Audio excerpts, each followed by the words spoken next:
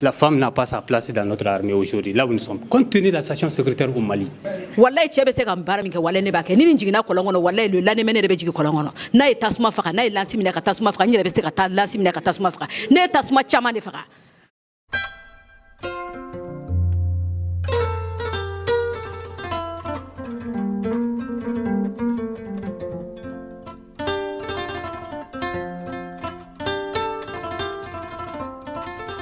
Les précédents processus de recherche-action participative menés par l'Institut malien de recherche-action pour la paix, IMRAP, et Interpeace au Mali depuis 2013, ont mis à jour une difficulté de collaboration entre les populations et leur système de sécurité.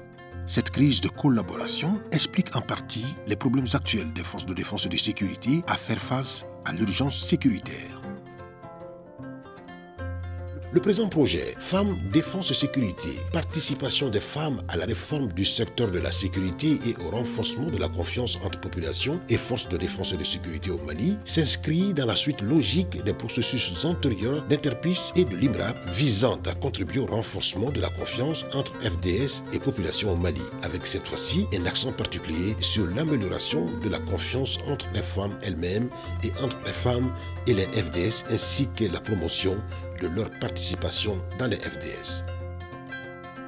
Les relations de collaboration entre civils, surtout femmes et forces de défense et de sécurité, déterminent la réussite des missions de ces dernières.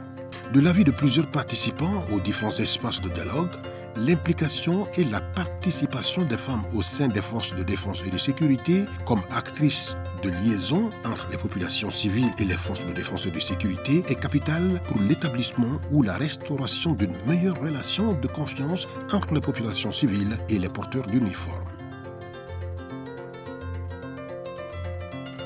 Depuis qu'il y a eu cette rébellion-là, rarement tu vois des militaires en ville. Ils sont au camp. On n'a pas accès au camp. On n'a aucune relation. C'est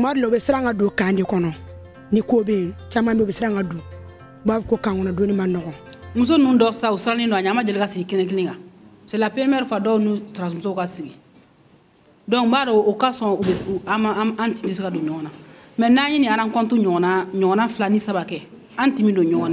tant qu'il y a cette méfiance-là, on ne va pas s'en sortir. Il faut qu'on commence à s'ouvrir entre nous, qu'on aille, nous les femmes de la société civile, vers les femmes des camps, nous-mêmes. Qu'on essaie de les faire sortir de leur camp. On a peur en réalité.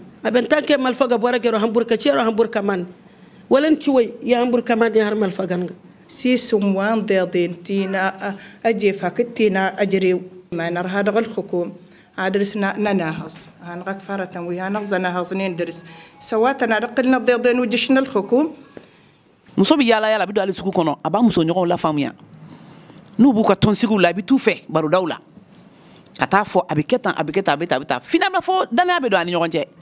Il ressort des consultations la pertinence, sinon la nécessité absolue de la contribution des femmes dans les forces de défense et de sécurité. De l'avis de plusieurs participants aux différents espaces de dialogue, l'emploi de personnel féminin dans les services des forces de défense et de sécurité est à la limite indispensable pour qu'elles puissent mieux répondre aux préoccupations des usagers. Ce besoin de femmes dans les forces de défense et de sécurité se ressent à plusieurs niveaux. Si on prend même les femmes en tant que telles, elles ont un grand rôle à jouer dans la résolution de l'insécurité. Et encore plus lorsqu'elles sont dans le corps habillé. Les forces de sécurité, pour pouvoir vraiment mener à bien leur mission, il faut des renseignements. Il faut être en contact avec la population qui nous fournisse des renseignements. Or, alors que nous sommes tous d'accord que les femmes sont mieux indiquées aujourd'hui dans ce domaine. Si on a les personnels féminins dans l'exercice de nos activités de tous les jours, je pense que c'est une valeur, c'est un plus-value. Dans la mesure où vous partez en certains endroits pour des activités quelconques, orientées vers hommes et femmes de cette localité. Il est bien vu qu'une femme soit consultée par une autre femme. Il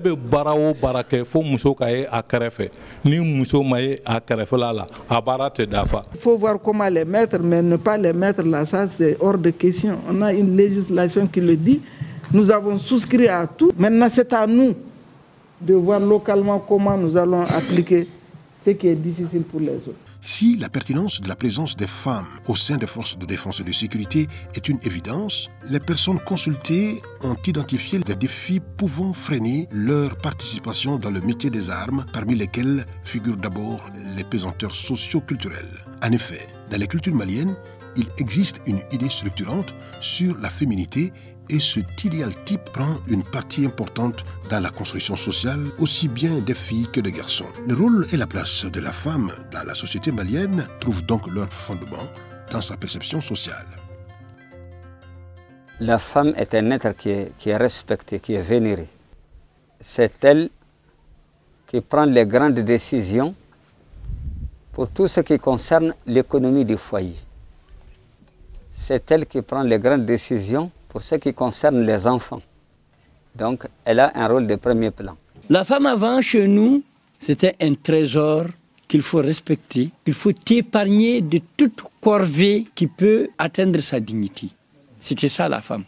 Jusqu'à présent, pour une femme, même rentrer au camp, tu n'es pas militaire, même rentrer au camp, ça a des conséquences sociales. C'est la construction même de notre société qui dit que ça là c'est fait pour les femmes et ça c'est fait pour les hommes. Il faut que anga yelma do anga mara tabolo la anga diun damakin éducation na parce que on laisse les garçons faire tout ce qu'ils veulent mais on contraint la fille au koronko la fin on en a.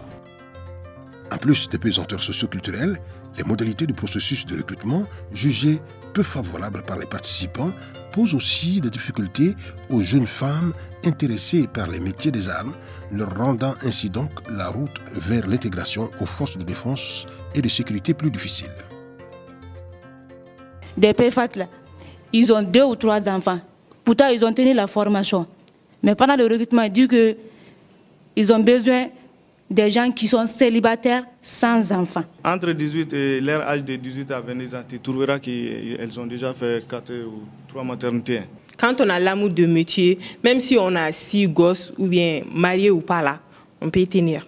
Donc, si c'est venu à Fouroubla, ça faut 25 ans qu'à postuler pour un concours incertain.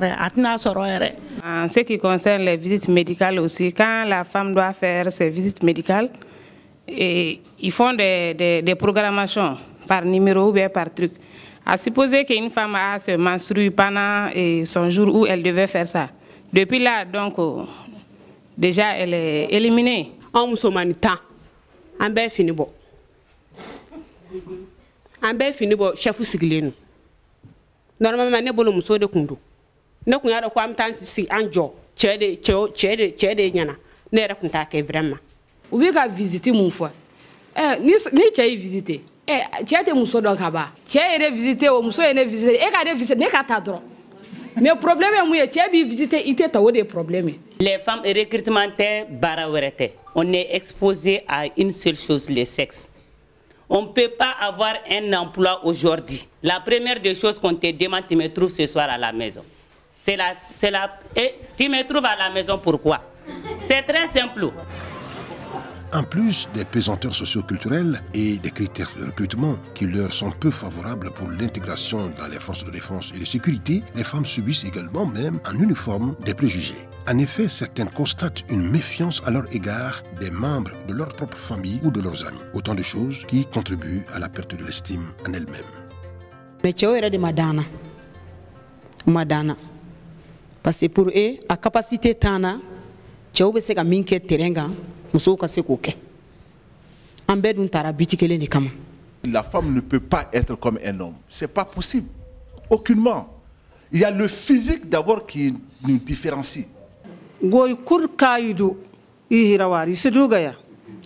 Haddiya waydiyo hayafo anachi wala saddas taray wala police taray wala protection civile. Goy forana haddiya senogi place. Dans le cadre de la réforme, je pense qu'il faut prendre en compte la spécificité des femmes. Les femmes ont des besoins naturels. Elles doivent pouvoir accéder à certaines choses pour pouvoir gérer ce genre de questions. Donc, sur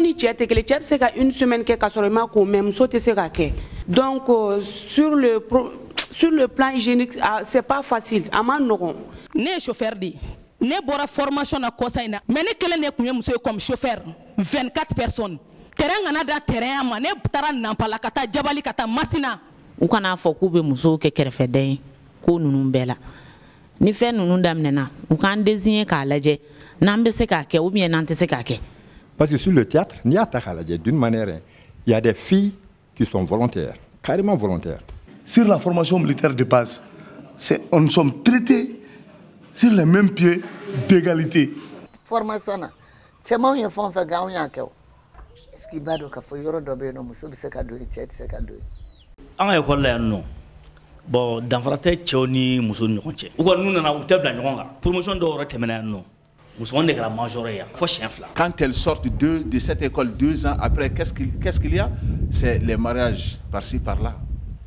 Et ensuite les grossesses. Moi, je pense que toutes ces difficultés sont dues aux femmes même. Même quand il s'agit de se présenter à un concours, il va y avoir plus de candidats hommes que de candidates femmes. C'est nous-mêmes qui contribuons à la marginalisation. Même si on a accès à un poste de responsabilité, on risque de le mettre en retard. On ne vient pas, on vient toujours en retard ou bien on a peur devant les hommes, on ne peut pas s'exprimer. Au niveau des forces armées et de sécurité aujourd'hui, tous les grades ont été obtenus par les femmes. On a eu des femmes généraux, on a eu des femmes colonels-majors, on a eu des femmes colonels, lieutenants-colonels, commandants, capitaines, lieutenants jusqu'au caporal. Donc je ne vois pas là où on va parler de discrimination. Maintenant, c'est aux autres sœurs de prendre ça en exemple. C'est vrai, aujourd'hui, nous sommes fiers en tant que Maliennes de voir tous ces corps-là ouverts aux femmes. Ce n'était pas le cas il y a quelques années. Mais c'est le résultat d'un combat aussi qui a fait qu'aujourd'hui, les femmes peuvent postuler lorsqu'il y a des concours de recrutement pour ces différents corps-là. Ça, c'est déjà quelque chose de gagné et c'est une très bonne chose. Mais le fait d'ouvrir ces corps aux femmes n'est pas suffisant en soi. Face aux difficultés de la participation des femmes dans les forces de défense et de sécurité, certaines solutions sont déjà en cours de mise en œuvre, parmi lesquelles l'augmentation de l'âge maximal de recrutement de 22 à 26 ans pour tous les corps des forces de défense et de sécurité. La prise en compte du genre dans la composition des équipes de la visite corporelle. La nomination du point focal genre dans la direction générale de la police nationale et le point focal genre dans toutes les directions régionales et dans tous les commissariats de police du lycée de Bamako. La nomination des points focaux genre dans tous les départements ministériels pour le suivi de la politique nationale genre. Malgré tous ces préjugés et défis pour les femmes FDS, certaines d'entre elles se sont frayées des chemins pour ainsi gravir les échelons de la hiérarchie. Ces cas constituent de nos jours une source de motivation pour les jeunes filles qui, de plus en plus, souhaitent exercer le métier des armes. Moi, je suis le commissaire divisionnaire de police et Kamara Zeynab Oualet Amidi. Je suis la directrice adjointe de la police aux frontières. En même temps, je suis la présidente de l'association des policières du Mali. J'ai toujours aimé la police. Les policiers traquaient les bandits, ils arrêtaient les grands escrocs. Ça m'a toujours impressionnée depuis toute petite. Sur vos instructions et au quotidien. Les premières années ont été très difficiles. Et j'ai été soumise à une double discrimination par rapport à mon genre et par rapport à mon appartenance ethnique. Dans le travail. Je suis le capitaine Evelyne Konaté, de la garde nationale du Mali. Je suis commandant d'une unité opérationnelle. J'ai passé par une école paramilitaire qui est le Britannique militaire de Kati. Je suis de la première promotion des filles. Et après, j'ai été à l'école militaire interarmes de Kouloukourou. En plus de mes fonctions de commandant d'unité opérationnelle, je suis le point focal genre de la garde nationale du Mali. Aïma Oti, chef de police Alima Maïga, promotion 2007, Kahun Bourem, 95 km de Gao. Agay Songora Nanguna Bourala, était policier au Congo Bourem Hunde Hauzura. Chez nous, une fille a juste besoin d'un mari. Et les maris, il y en a plein. Ils ne comprenaient pas comment est-ce que Touareg venait de la police, pourquoi faire. Et une femme faire du sport, une femme se coiffer les cheveux, une femme être en culotte ou en tenue de sport. J'ai pris trop de risques. En tout cas, je pouvais avoir un mari, mais pas un mari de ma communauté. Il y avait tous ces risques. Ils pensent que venir à la police pour une femme, c'est comme commettre un crime, au fait. Mais il fallait essayer, j'ai essayé. Parce que la police taraga kaniche ishibeta kanu ngigatia pasingi bora bere sheddi mate police bor kan chawkuriga nan mate wo kambaga amma handi ni shi yadda me songora ni kaka yadda dongo haya kan gir farandi deti amire mirga ir bore ga bangi mo police konkuro te me amire mo mirga odi no machendirch. Les hommes pensent toujours que les femmes ne peuvent jamais venir à bout. Quand il s'agit d'aller dans un poste de commandement, ils pensent que la femme ne peut pas commander autant que l'homme. Quand le directeur n'est pas là, c'est moi qui assure l'intérim. Donc on partage les mêmes responsabilités que le directeur et en même temps que les autres chefs de division. Beaucoup de femmes occupent aujourd'hui des fonctions. Je ne parle même pas des postes de responsabilité. Elles sont fonctionnaires, mais elles arrivent à concilier leur statut de fonctionnaire et leur statut de femme au foyer. Je suis mariée et mère de 3 enfants et je suis commissaire divisionnaire de police, chef de division. Je suis rentrée au bas de l'échelle et j'ai progressé tout doucement jusqu'au sommet. Et aujourd'hui, je suis au sommet. C'est le courage. Une fois que tu es une femme et que tu es recrutée, il faut t'armer de courage. Lorsque tu as une promotion, on pense que c'est par faveur qu'on t'a fait cette promotion. Ce n'est pas seulement dans les forces de défense et de sécurité que ce problème. C'est devenu un phénomène mondial aujourd'hui. Même au niveau des administrations civiles, c'est la même chose. Donc, il n'y a pas de raison que chez nous, on fasse un tabou là-dessus. La femme dans l'armée ou dans la police ou dans la gendarmerie doit être vraiment une femme forte de caractère. Sinon, tu ne peux pas progresser sans problème. Donc, il faut être forte de caractère pour pouvoir surmonter toutes ces difficultés-là.